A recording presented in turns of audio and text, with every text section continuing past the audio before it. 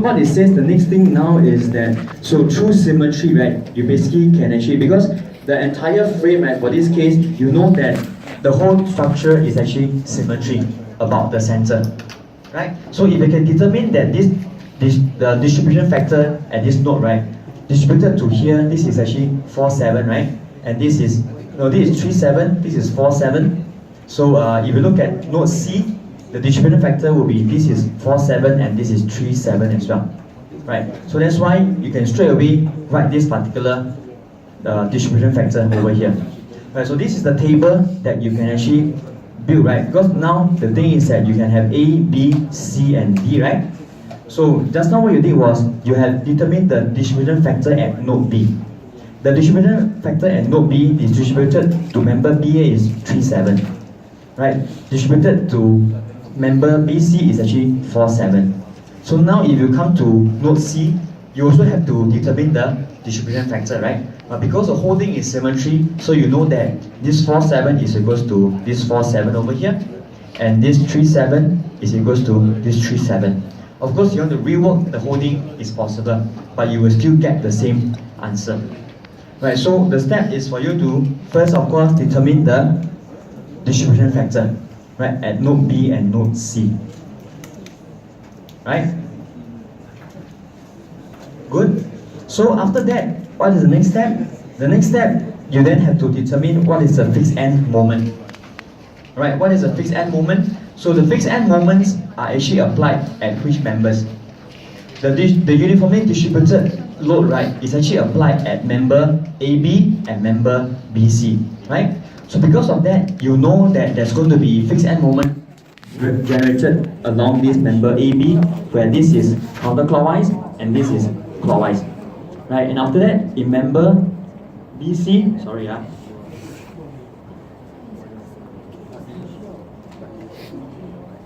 so in member BC, right, you're also going to have a fixed end moment, okay, induced here, which is counterclockwise, and this is clockwise. And the value for the FEM, you can calculate it from here, because WL squared divided by 12, right? So it's actually 15. So with that, you know that for member AB, this has to be minus 15, this is 15.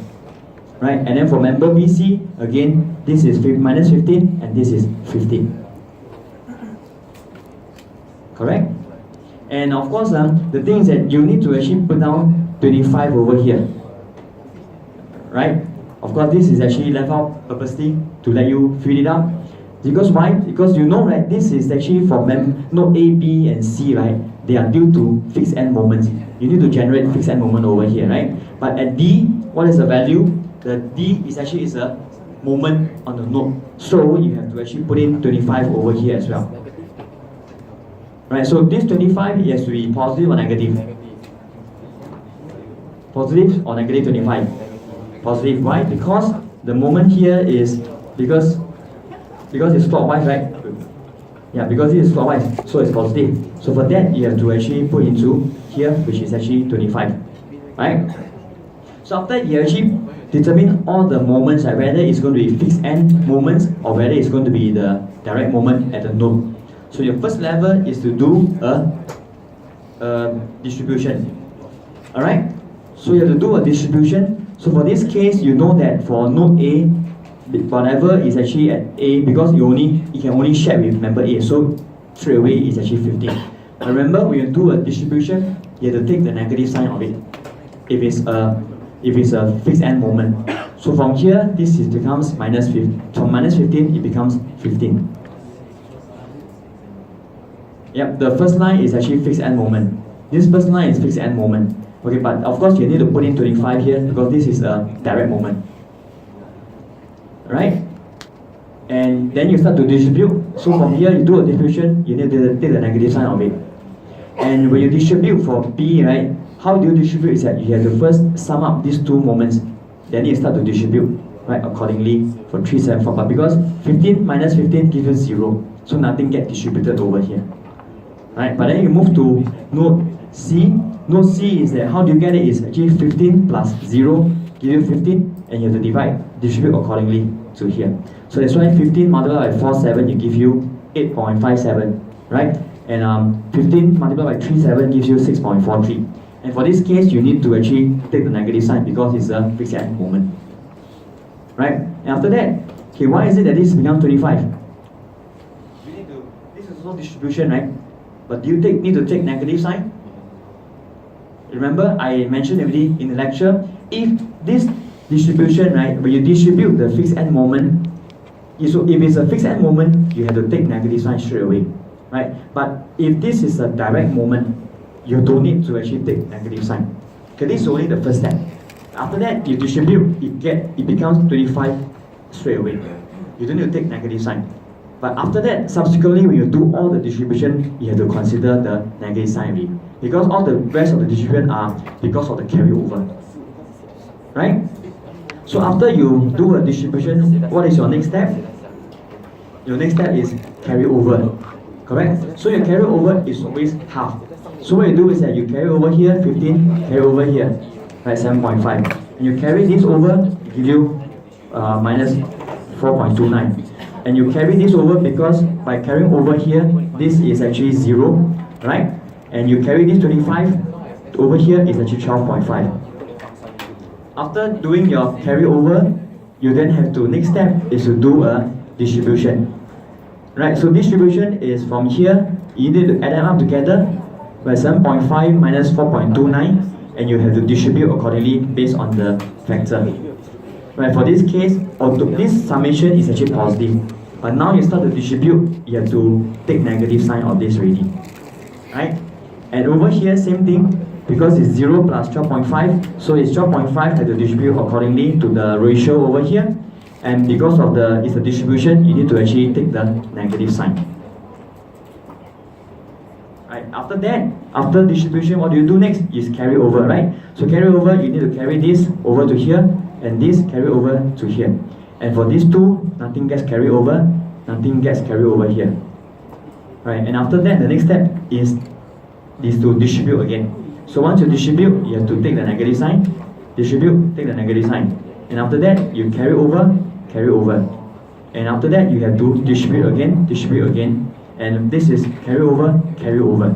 So eventually, you come to the last stage where you have to actually distribute.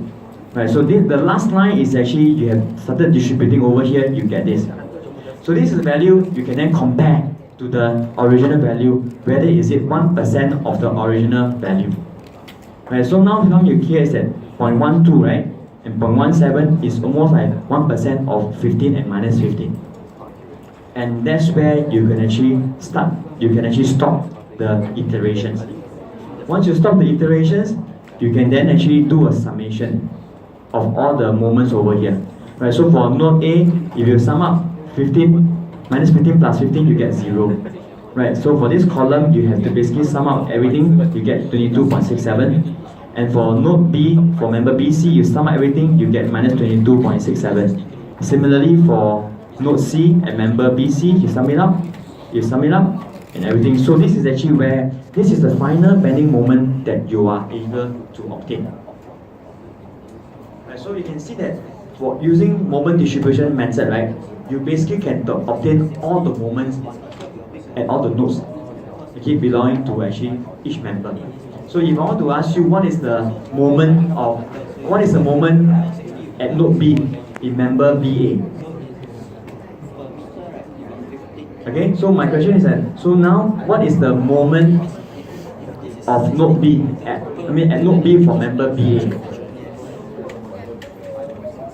Right, this is the final answer here, right? This is the final answer. These are all the moments for all the nodes with respect to each individual member. Right, so my question is that, so what is the moment at node B for member BA?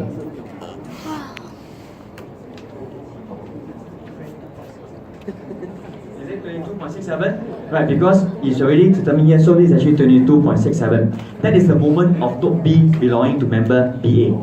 So now the question is that, what is the moment for node B belonging to member BC?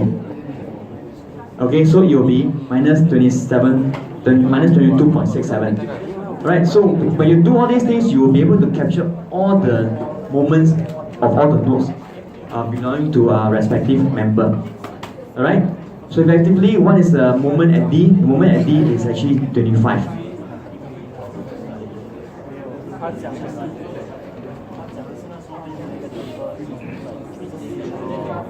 Alright, so by doing that, you actually answer the first question by determining all the moments of all the nodes in all members. So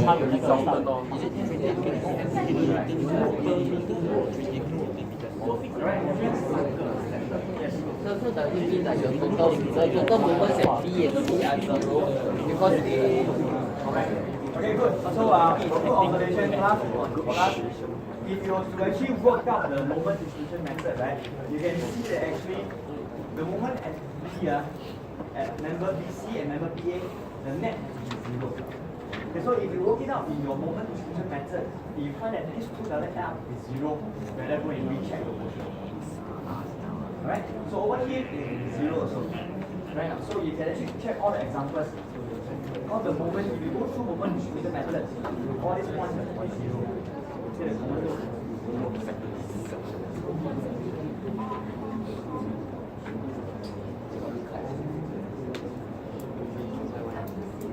Alright, any other questions?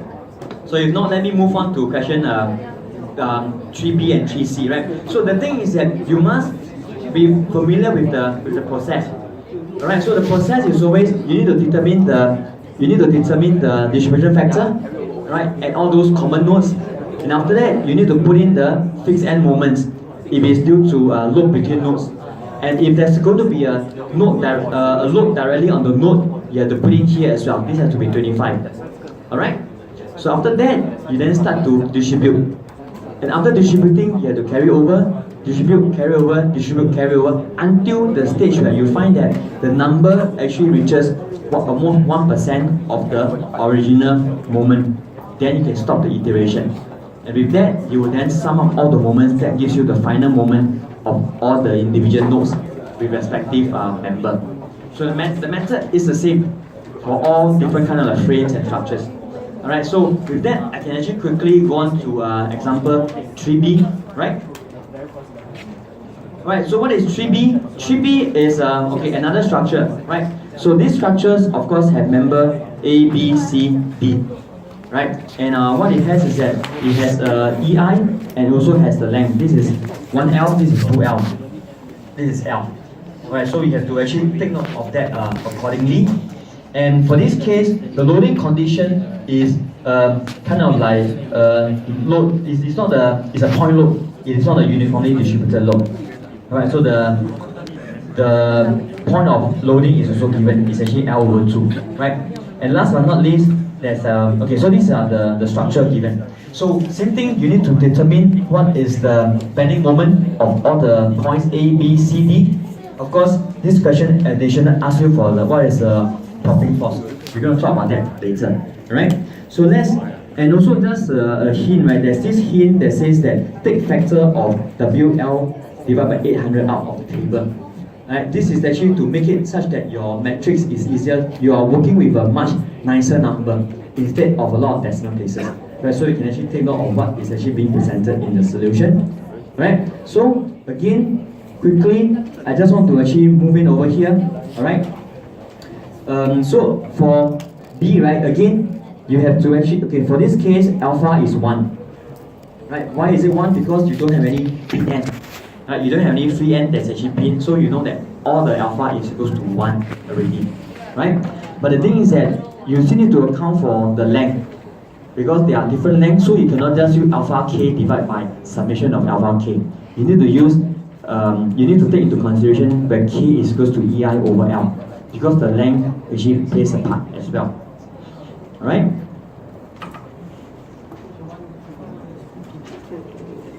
So with that, you would then be able to, so now then you have to work on the distribution. The distribution for node B, right? Where's the cursor? Okay, for node B, for member BA, this is actually 1 over 1 plus half. Right, why is it half? Okay, you need to take note of because of the length. Okay, I leave it to you to work it out why is it half. Right, so by doing that, this is actually 2/3. And of course, over the other side, you know that B node to span BC is actually 1/3 already.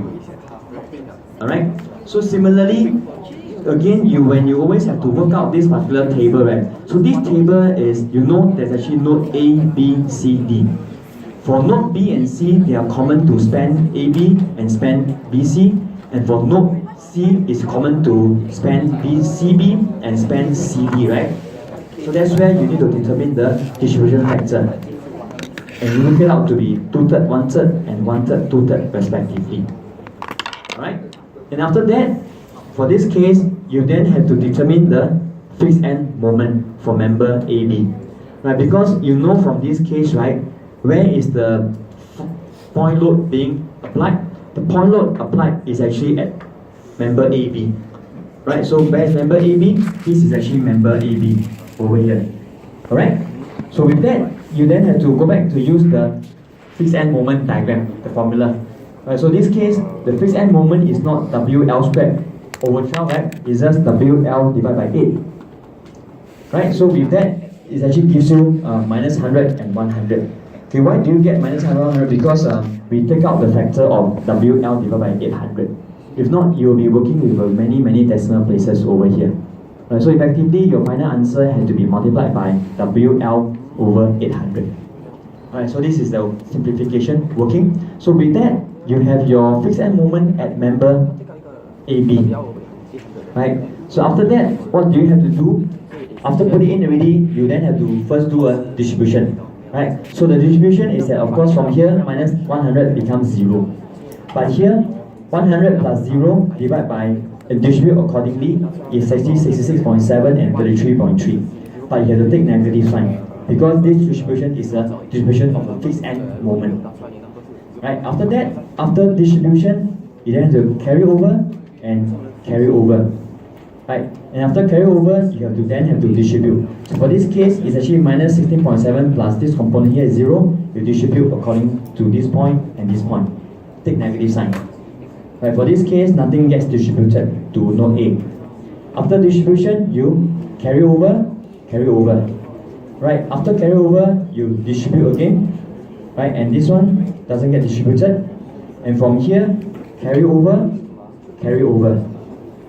right, and after that, this one, you get distributed. So at this point of time, you can see that probably it's actually very small compared to the original value already.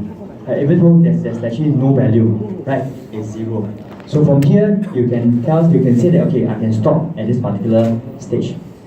At this iteration, then you sum up all together, minus 134. Sum up for B is 31.5, and this is actually, okay, I think, okay, so this has to be minus 31.5. Alright, if you sum it up, this is minus 31.5, and this is minus 11.4, 11.4, and this is 5.5. Again, you get your final moment for all the nodes. And again, you can compare at the common nodes for B, right? As I said, this is minus 31.5. Alright, so this becomes 0, and these two add up to become 0 as well.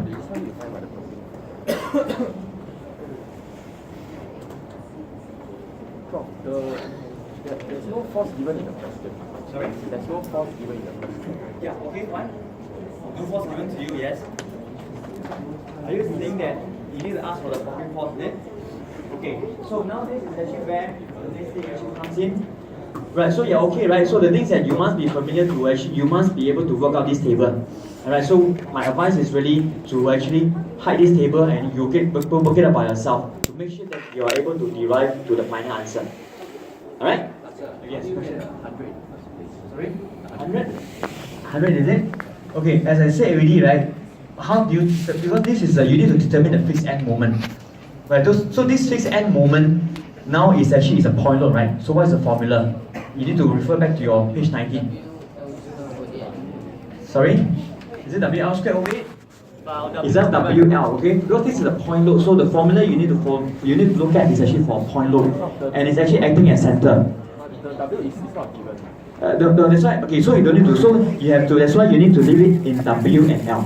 So if you look at here, right, towards the end, your moments you still have to multiply by W and L. So you just take W as W and L as L. Right, so you can take as 1 or you can take as 10 if you want to calculate. So the W is just a value, right? It's just a symbol, correct? So that's why you're working eventually, you need to have this component WL, right? So the reason why we bring that's why I say factor by WL over 800. so that you can actually work out with because for that right, it's actually 1/8. Right, so 1/8, what is the number? 0.125, right? So difficult to work on. So you take the 1/8, you become, so you work with a number of 100. So it's easier for you to actually work through the table. That is actually one trick to overcome the very small decimal places. Alright, if you don't want, you can always straight away just use 8 divided by 1 divided by 8. It is fine as well.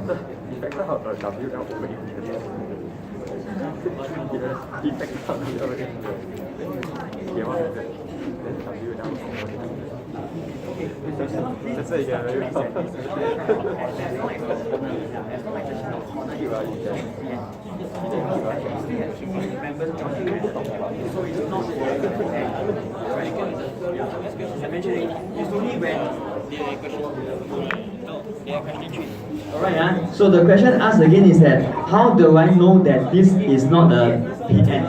But this is PN, but this is not a free end, right? So because you still have member CD and member CB.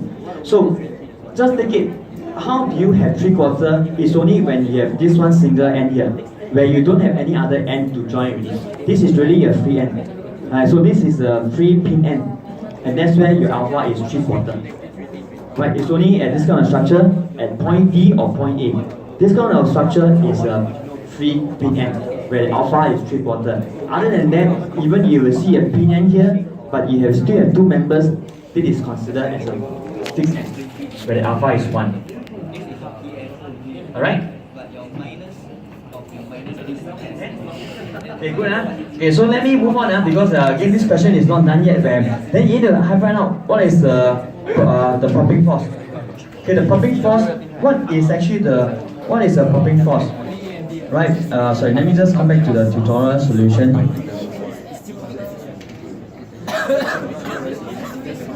All right.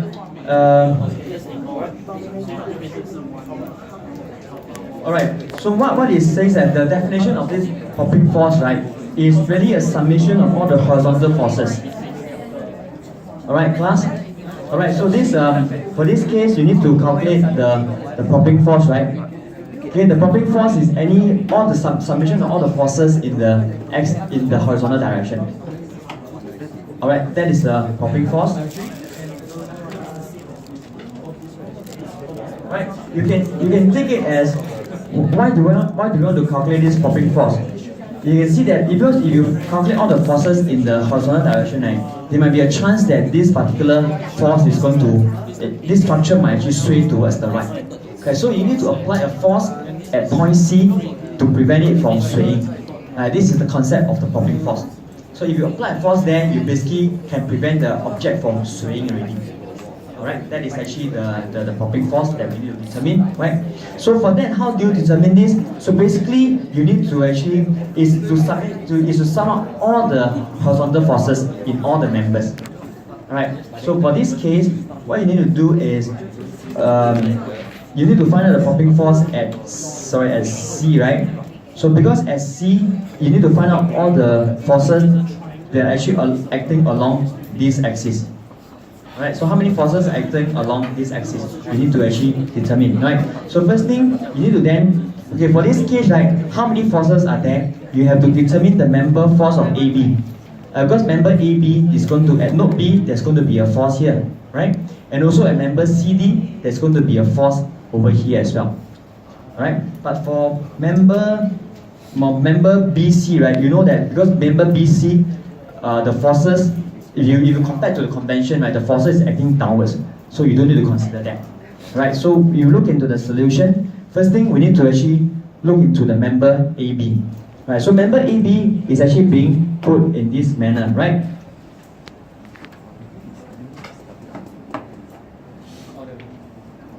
Alright, so of course you need to actually do a flip, like actually shown before, right? So of course now the convention we put it as member, this is AB, right? Originally AB is actually vertical, right? So originally it's vertical, you just actually flip down to become horizontal, right? So with this horizontal, you know that for member AB you have node A, node B, and for AB, right, you have a point load acting at the center, correct?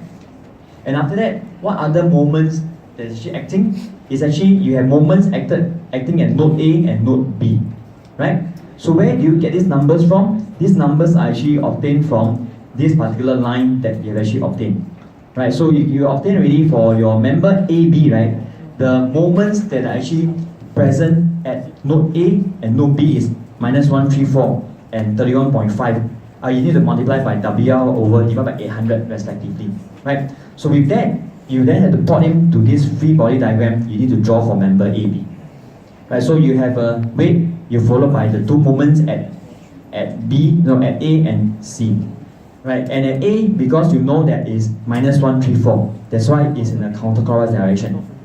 And at C, at B is clockwise because it's a positive value, right? And because of that, you still have your reaction force at A and at B. Right? So your interest is to find out the reaction force at RB, because RB is the one that is actually acting horizontally. Alright? Although this shows vertically, but in actual physical case, because your member AB is actually vertical, right? So your RB is a horizontal component. It's RB that you need to find out. So once you draw this free body diagram, you can actually take moment about A. Right? Taking moment about A because this is in equilibrium, so you know that this has to be -134 plus 31.5 WL over 800, right? And how do you get this WL over 2? Because this is actually pointing downwards and creating a clockwise movement about A. That's why it's positive, right? And after that, why RB multiplied by L? Because moment arm. And why is it negative? Because RB acted upwards about point A is counterclockwise. That's why it's negative. Right, so basically, this equation is do summation of moment about A equals to 0. And we working out through, you will get that your RB is equals to -102.5 W divided by 800 plus W over 2. Right, so this is the RB that you actually gotten. So what other horizontal force that you have? Again, is actually CD, right? So again now, so CD, right?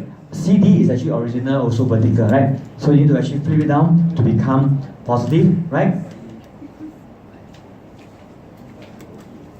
I think there's one slight error over here in this particular solution, right?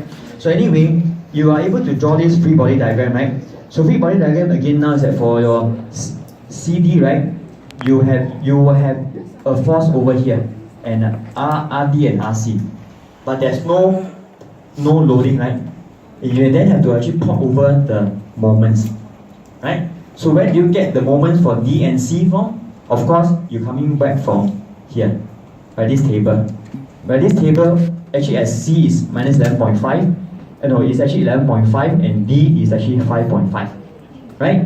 So from that, you can come back to here and you get this. Well, that's why I said there might be an error over here, so that's why you need to refer to the projection on the right hand side, right? So this is supposed to be, because D is supposed to be 5.6. Correct? If you look at the solution, the moment is actually 5.6, right? For D. Correct? The moment? Check through this one. Right? Moment at D is actually 5.5 or close to 5.6. Right? At the moment at C is actually 11.4. Correct enough? But if you look at the diagram, probably just a slight mistake that you actually plotting differently. Right? So it has to be actually belongs. So this should be the right free body diagram that you need to actually put in. Right? So after that, what you need to do now is that you have to actually take summation of moment about D equals to 0, because your interest is to find out what is the moment, what is the reaction force at RC. Right? So taking moment about D equals to 0, you get 5.6 plus 11.5 multiplied by WL over 800 and minus RCL, because RC multiplied by this moment arm over here gives you 0. And effectively, your RC is still equals to 17.17 W over 8. Of course, you work it out, the answer is the same, but I guess this diagram has to be drawn correctly to make sense. Alright? So with that, you have actually determined RB and RC. Right? So the popping force is basically summation of all the forces in a horizontal direction along that axis. So you have to sum up RC. So it's actually the resultant force on prop is actually RC plus RB. Right, so from here, you just basically add this term and this term together, and you get this particular term over here. And you can see eventually it's going to be 0.39 W. This is not 800. W over 2. Okay, you work it through, you should be able to get it. I don't need to actually. No? You sure? You should be able to get it. Why is it? Because this is actually 400 divided by 800, right? So they count for half over here. This is actually for this. Because there are three terms right now. This 2.5 is here, this 17 is here, and how about this W over 2? So it's 400 divided by 800, it gives you, it's actually this term, W over 2. I mean, I don't need to go through that details, you really have to actually go and understand by yourself. Right, so what I'm trying to say that after this, you'll be able to actually get this whole thing, and it goes to 0.39 W. Right? So this is going to be the popping force, and because it's positive, and it's going to be the same direction as RB and RC.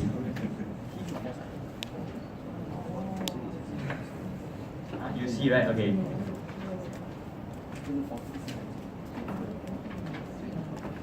Okay, right, so popping force is actually RB plus RC, and you get 0.39 W. So depending on what is the W given, if the W is actually 20 kilonewton, you put it in, you get your reaction force. And so all the answers is in terms of W.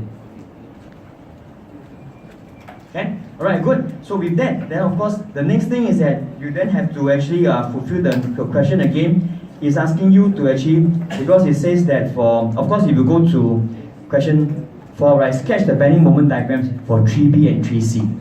Alright? So what I'm going to do is that I'm going to go through quickly how do you draw the bending moment for this entire structure.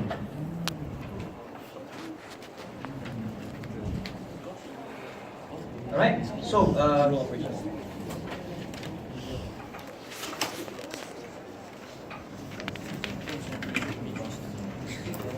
right. So now the things that how do you actually see this is you must actually use whatever moment that's actually being calculated over here.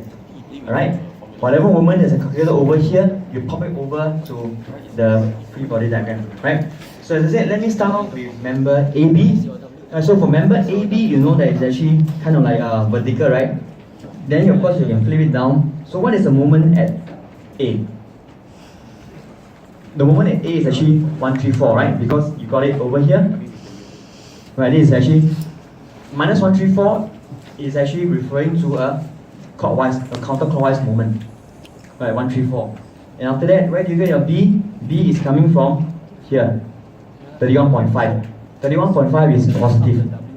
Right, so that's why you know it's such a clockwise moment. And you have this moment acting on it, right? What is the shape that is actually going to form?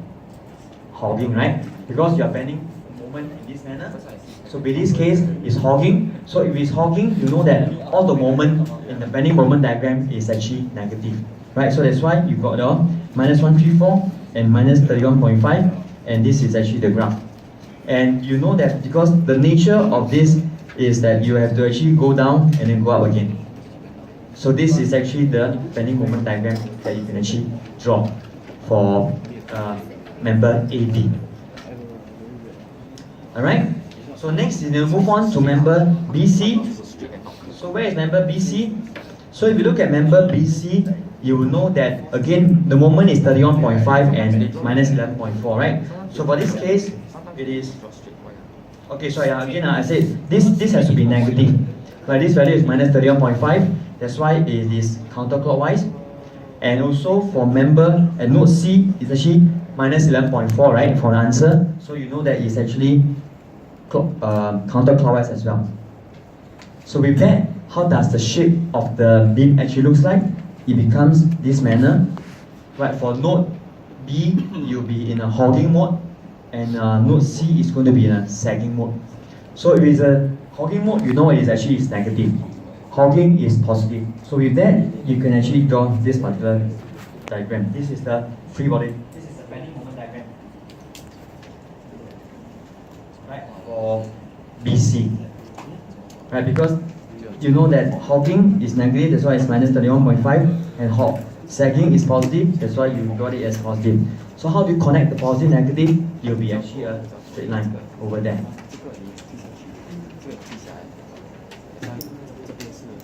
Alright, so this is for member BC, and last but not least, how do you show for member CD? Right, so member CD, so now you have a moment that is actually 11.5 and 5.5, right? So from here, you have your D and C, so you put in the moments accordingly, right? For D, it's actually 5.5, right, because it is clockwise, and for C is actually 11.4, it's clockwise as well.